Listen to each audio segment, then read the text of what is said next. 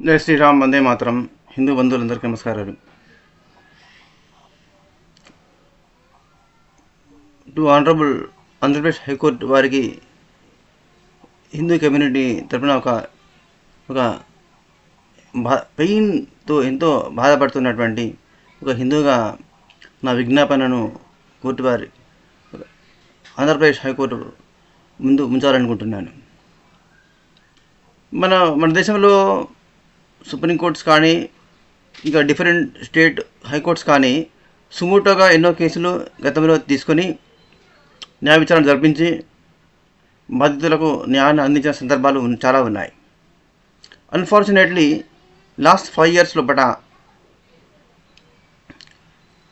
YS Jaganmohan Reddy అనే ఒక ముఖ్యమంత్రి గవర్నమెంట్ లోపల 5 years లోపల మోర్ దాన్ 200 టెంపుల్స్ డిమాలిష్ చేయబడ్డాయి, డిస్ట్రాయ్ చేయబడ్డాయి, ఐడల్స్ కంప్లీట్గా డిసిక్రేట్ చేయబడ్డాయి.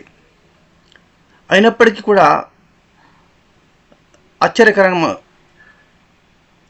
ఆంధ్రప్రదేశ్ హైకోర్టు దాని కాగ్నిజెన్స్లో తీసుకొని తన సుమోటో కేసు తీసుకొని కేసు ఫైల్ చేసి న్యాయ విచారణ జరిపించి కోట్ల మంది హిందువుల మనోభావాలను పూర్తిగా దెబ్బతీసి it is nothing but an onslaught on Hindu community.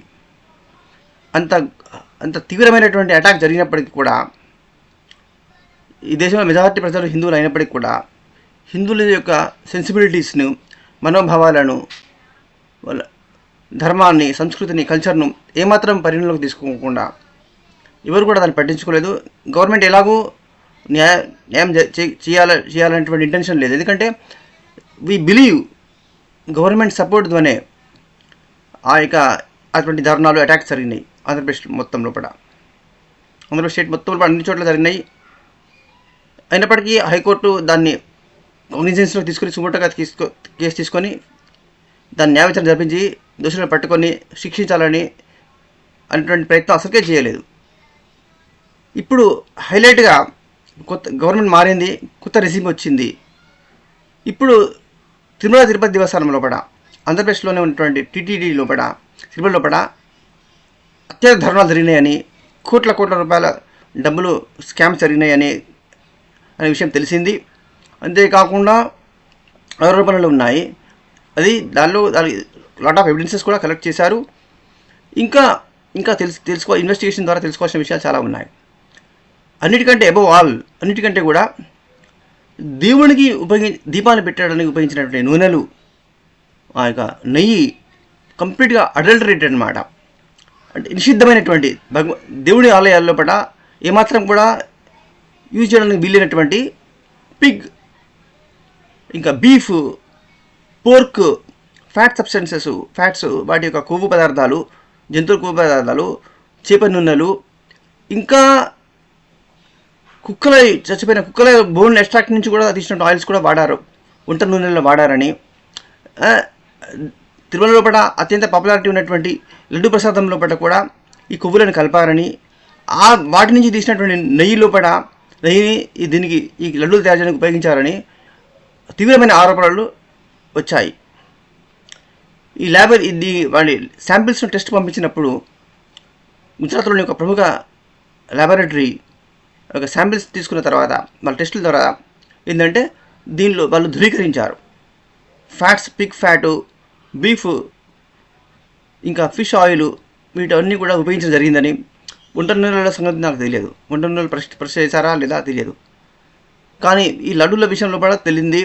ఇంకా గుడిలో ఉపయోగించిన నూనెల శాంపిల్స్ తీసుకొని వాటిని కూడా టెస్ట్ చేశారా అనేది కంపల్సరీ చేయించకుంటే కంపల్సరీ చేయించాల్సిన బాధ్యత టీటీడీ అధికారుల మీద, ఈ ప్రస్తుతం ఉన్నటువంటి ముఖ్యమంత్రి గారి మీద కంపల్సరీగా ఉంది. ఈ ప్రస్తుత ముఖ్యమంత్రి కానీ టీటీడీ అధికారులు కానీ పూర్తిగా బాధ్యతారహిత్యంతోనే ప్రవర్తిస్తున్నారని గత 3 నెలల యొక్క సంఘటనలు చూస్తుంటే ప్రజలు అనుకుంటున్నారు. ఇంత తీవ్రమైన మనోవేదనకు కేవలం ఆంధ్రప్రదేశ్ ప్రజలే కాదు, తిరుమల శ్రీనివాసుని ఆరాధించేది 100 కోట్ల హిందువులు, భారతదేశంలోనూ విదేశాల్లో ఉన్నటువంటి హిందువులు కూడా అత్యంత ఆరాధనీయుడు తిరుమల శ్రీనివాసుడు. ఆ తిరుమల శ్రీనివాసుని యొక్క దేవాలయంలో పడినే, తిరుమలలో పడినే ఘోరమైన అపచారాలు జరిగాయని, హిందువుల మనోభావాలను పూర్తిగా దెబ్బతీసే విధంగా బీఫ్ను, పోర్క్ను ఉపయోగించారని తెలిసిన తర్వాత హిందువులు ఎంతో మనోవేదనకు గురయ్యారు, ఎంతోమంది ఏడుస్తున్నారు, ఎంతోమంది బాధపడుతున్నారు. అంతేకాకుండా కుట్రపూరితంగా అయోధ్యలో రామ జన్మభూమి శ్రీరామచంద్రం యొక్క దేవస్థానము ఓపెనింగ్కు టీటీడీ నుంచి 1,00,000 లడ్డూలు పంపించారు. కుట్రపూరితంగా అక్కడ కూడా దాన్ని డెసిక్రేట్ చేయాలనే ఇంటెన్షన్ ఇందులో ఉన్నట్టు స్పష్టమవుతుంది.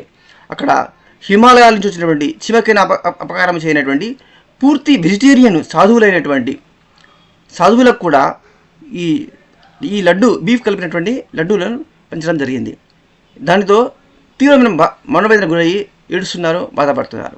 ఈ విషయాలన్నింటినీ అత్యంత తీవ్రమైనటువంటి భారతదేశ స్వతంత్ర చరిత్రలో పడిన 75 yearsలో పడ ఎప్పుడు కని విని ఎరిగినటువంటి అత్యంత ఘోరమైన అపచారాలు, ఘోరమైన అటాకు హిందూ సంస్కృతి మీద, హిందూ దేవాలయాల మీద జరిగింది. It is not a case just confined to only laddu.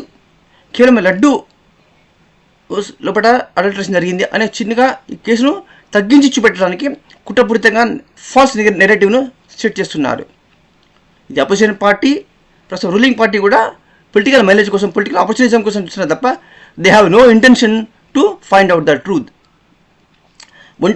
కేవలం లడ్డూలైనా కల్తీ నూనెలు వంట కూరగాయల లోపల, వంట అన్నం ప్రసాదం లోపల వాడలేదా? దేవునికి ఉపయోగించిన నూనెలు ఏంటివి? రోజు దేవుని తిరుమల లోపల జరిగే యజ్ఞాల లోపల ఉపయోగించినటువంటి నెయ్యి, నూనెలు ఏంటివి? ఇవన్నీ కూడా తెలానా లేదా? ఈ అన్ని రకాల యొక్క ఇన్వెస్టిగేషన్స్ సంపూర్ణంగా జరగాలి. Most important it is big picture ఏంటిదంటే 200+ టెంపుల్స్ను డిమాలిషన్ చేసింది ఎవరో ఆ శక్తులే తిరుమలను కూడా డిసిక్రేషన్ చేయడానికి ఖచ్చితంగా ఆ హస్తాలే, ఆ శక్తులే ఉన్నాయని హిందువులందరూ యొక్క ప్రగాఢ విశ్వాసము, హిందువులందరికీ ఉన్నటువంటి అనుమానము. దీన్ని ఆంధ్రప్రదేశ్ హైకోర్టు సుమోటోగా ఈ కేసును తీసుకుని న్యాయ విచారణ జరిపిస్తే మాత్రమే నిజాలు బయటికి వస్తాయి.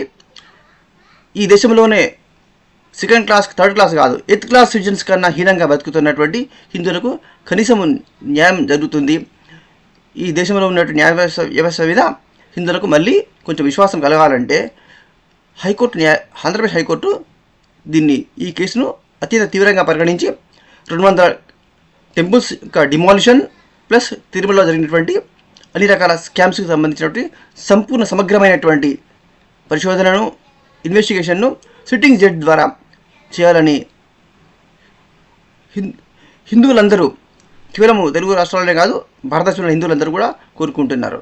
దయచేసి ఈ హిందువుల యొక్క మనోవేదనను, విజ్ఞాపనను ఆంధ్రప్రదేశ్ హైకోర్టు పరిగణలోకి తీసుకోవాలని, న్యాయ విచారణకు ప్రారంభం చేయాలని, ఆదేశించాలని మనస్ఫూర్తిగా కోరుకుంటున్నాను. Please forward and share. జై శ్రీరామ్, వందే మాతరం.